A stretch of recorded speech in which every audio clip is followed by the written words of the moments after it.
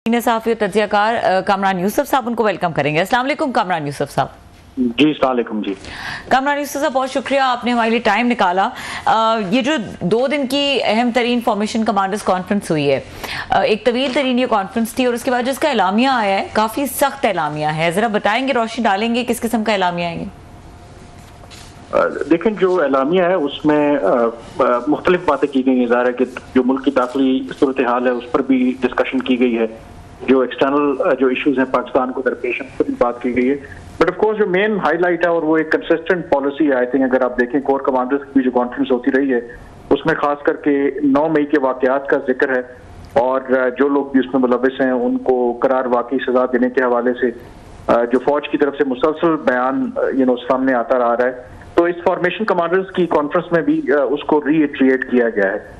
फिर जो एक नई इस्तिलाह जो हमने पहले भी देखा, कुछ अर्सा पहले इस्तेमाल करना शुरू किया ISPR में अपने बयानात में, डिजिटल टेररिज्म की, यानी कि सोशल मीडिया के जरिए जो पाकिस्तानी फौज के मुताबिक जिस तरीके से फेक न्यूज और जो प्रोपेगेंडा किया जाता है और रियासत और अवाम के दरमियान और रियासती इदारों और अवाम के दरमियान एक आप कह सकते हैं कि डिफरेंस पैदा करने की कोशिश की जा रही है, तो उसके हवाले से भी उसका तस्करा किया गया है। तो क्लियरली आई थिंक अगर आप मौजूदा पाकिस्तान की पॉलिटिकल सिचुएशन को देखें, एस्टैब्लिशमेंट और तहरीक इंसाफ की अगर जो महाजराई है उसको देखें, तो बहुत से लोग शायद ये भी बातें करते हैं कि कहीं ना कहीं में भी हो सकता है कोई बातचीत का रास्ता निकल आए, मुज़ाकरात के जरिए मामला को हल किया जाए।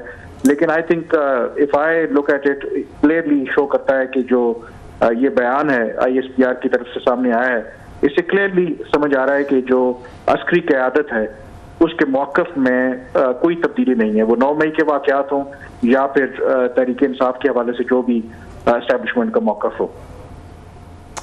अच्छा कामरान, ये बताएगा कि ये जो तमाम तर ये इसमें नुकात हैं, हमने जिस तरह आपने खुद जिक्र किया कि कोर कमांडर कॉन्फ्रेंस जो होती है उसका भी एलामिया जब आता है तो इसी तरह एक तकरार हम देख रहे हैं 9 मई के, मुलजिमान को इंसाफ के तकाज़ों के हिसाब से उनको सज़ा मिलनी चाहिए, ये बार बार बात कही जा रही है। बट ये जो ट्विटर वाला एक मामला है, जो ट्विटर हैंडल है बानी PTI का, उससे जो वीडियो अपलोड हुई है उसके बाद से ये एक केओस जो है वो कुछ ज़्यादा, क्योंकि इसके ऊपर तनकीद की जा रही है, बात की जा रही है, तो आपको लगता है कि वन ऑफ द रिएक्शंस है जो इस तरह की बातें की गई हैं इस एलामिया में? आई थिंक इसमें कोई शक नहीं है कि जब वो डिजिटल टेररिज्म की बात हो रही है, फेक न्यूज की बात हो रही है या कॉन्स्पिरेसी का जिक्र है कि इदारों को कमजोर करना, रियासती इदारों को और अवाम को आपस में लड़ाना, एक कोशिश जो है उसका क्लियरली जो रेफरेंस है वो वही जो तहरीक इंसाफ और खास करके जो इमरान खान साहब के ट्विटर हैंडल से जिस तरह के हालिया दिनों के अंदर हमने बयानात देखे, खास करके मौजूदा सूरत हाल का मवाजना 1971 के हालात से करना और मुख्तलिफ जो उनके बाकी सपोर्टर्स है खास करके जो बैरून मुल्क मुकीम है, एक टारगेटेड जो कैंपेन वो चला रहे हैं और अस्करी क़यादत को निशाना बना रहे हैं। तो क्लियरली आई थिंक इसमें कोई इबाहम नहीं है कि इस स्टेटमेंट के अंदर ISPR की जो फॉर्मेशन कमांडर्स कॉन्फ्रेंस के बाद जारी की गई है उसका क्लियरली जो टारगेट है वो तहरीक इंसाफ और जो उनका सोशल मीडिया है, जिस तरीके से वो इस वक्त कैंपेन कर रहे हैं, उन्हीं को एक मैसेज भी देना है और क्लियरली करना है कि वो इस तरह की चीज़ों को टॉलरेट नहीं किया जाएगा। अच्छा कामरान, बहुत शुक्रिया आपका सर। ये आपने, मेरा ख्याल है कि पहली और आखिरी दफ़ा हम नहीं कर रहे कि कमांडर्स मीटिंग हुई हो और 9 मई के हवाले से इस तरह प्रेस नोट आया हो और हमने आपसे रिक्वेस्ट ना की हो कि आप आएँ और इस पे कमेंट करें। If I am not wrong, कोई हम 5वीं 6वीं दफ़ा जो कर रहे हैं, ऑलमोस्ट ये तो पुरानी सी प्रेस रिलीज लगती है। कोई नया कोई इसमें कोई नज़र आता है? एवरी टाइम वहाँ पे खान साहब एक आर्टिकल लिखते हैं इकोनॉमिस्ट में, उसके बाद पूरी दुनिया में धुआंधार किस्म की उस पर वो बातें शुरू होती हैं, तो कमांडर्स की मीटिंग होती है, फिर वो टेलीग्राफ में कुछ अरसे बाद लिखते हैं, फिर वहाँ पर बहुत सारे सख्त चीज़ें वो लिख देते हैं, फिर कमांडर्स मीटिंग होती है। सर अभी आपने कल परसों देखा वो मेहदी हसन साहब जो हैं, उन्होंने बड़ा इंतहाई एक उन्होंने इंटरव्यू कर डाला, फिर कमांडर्स मीटिंग हो। तो आप समझते नहीं है कि वही पुरानी बातें, पुरानी सारी चीज़ें और कोई नई, मतलब कुछ करने में जो है हमारी इस्टेब्लिशमेंट जो है, जो उनके दिल में है या जो कुछ करना चाहते हैं वो कर नहीं पा रहे हैं। और खान साहब उनसे इस मामले में लीड ले गए हैं कि वो फाइट भी कर रहे हैं, डिफाई भी कर रहे हैं और उनकी टीमें हों, वो खुद हों, जेल में बैठ के इंटरव्यूज़ भी दे रहे हैं, आर्टिकल्स भी लिख रहे हैं, और still he is in the, क्या कहना चाहिए, टॉप सीट। बिल्कुल, आई थिंक इस जो ISPR का बयान जारी हुआ है उसमें कोई ऐसी नई बात नहीं है जो पहले कहीं ना की गई हो। 9 मई के वाकयात के हवाले से पहले भी जो फौज की क़यादत है वो कई मरतबा कह चुकी है कि तमाम जो लोग उस पर मुलव्विस हैं उनको सजा दी जाएगी, इस वाक़े को भूला नहीं जाएगा। डिजिटल टेररिज्म की पहले बात की गई है। अब थोड़ा सा इसमें फ़र्क ये है कि आपको पता है कि आज जो मीटिंग थी ये फॉर्मेशन कमांडर्स की थी, और जो फॉर्मेशन कमांडर्स हैं ये एक बड़ा फोरम है। इसमें तमाम कोर कमांडर्स, जो प्रिंसिपल स्टाफ ऑफिसर्स हैं, बाकी जो तमाम सीनियर क़यादत है वो इसमें मौजूद होती है, और ये आम तौर पर साल में 2 दफ़ा इजलास होता है। तो आई थिंक उस फोरम से, चूंकि एक बड़ा फोरम है, तो आप कह सकते हैं कि जो पूरी फौज की क़यादत है उसकी तरफ से एक मैसेज देने की कोशिश की गई है। लेकिन ये बात अपनी जगह पे बिल्कुल ठीक है कि उसके अंदर कोई नई चीज नहीं है। तो अपेरेंटली लग ये रहा है कि आई थिंक जो हमारी एस्टेब्लिशमेंट है वो भी शायद एक उस एंड पर पहुंच गई है कि आगे आप करना क्या है। क्यों, obviously Imran Khan already jail में है। 9 मई के वाकयात में जो लोग मुलविस थे, कुछ लोगों को गिरफ्तार किया भी गया था, कई लोगों को गिरफ्तार किया गया था, उनके फौजी अदालतों में मुकदमात चल भी रहे थे, कुछ चले भी, लेकिन फिर वो मामला ऑब्वियसली सुप्रीम कोर्ट के अंदर है। तो मुझे बज़ाहिर लगता है कि शायद अब जो हमारी अस्करी क़यादत है वो इंसाफ के लिए अदालतों की तरफ देख रही है। जब वो कहते हैं कि जी इनको करार वाकई सजा मिलनी चाहिए, तो शायद वो अदालतों से कुछ ऐसे फैसले चाहते हैं ताकि ये राह। आपको लग रहा है कि हमारी एस्टेब्लिशमेंट आफ्टर लॉन्ग टाइम खुद को बेबस फील कर रही है in the face of Imran Khan? वो उनसे ज़्यादा वो larger than life, larger than state and larger than institutions के लोगों को लगता है कि जनाब वन मैन आर्मी, मतलब maverick who is fighting against the whole establishment, और एस्टेब्लिशमेंट उनके मुकाबले में बेबस है। क्योंकि प्रेस रिलीजेज जो आ रहे हैं तो आपने, मैंने कहा 1 साल से आ रहे हैं कि अब तक कोई बहुत बड़ी वो खान साहब में डेंट डालने में नाकाम रहे हैं अब तक।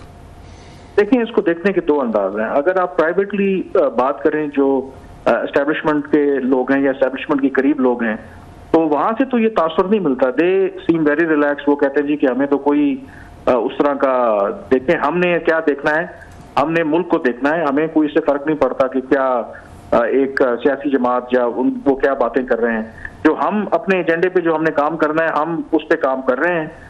वो है मुल्क के मफादात को, पाकिस्तान की मईशत को कैसे रिवाइव करना है, बाकी जो मामलात हैं। तो एटलीस्ट प्राइवेटली तो ऐसा कोई भी आपको तासुर नहीं देते, और ना ही पब्लिकली आई थिंक ऐसा तासुर देते हैं।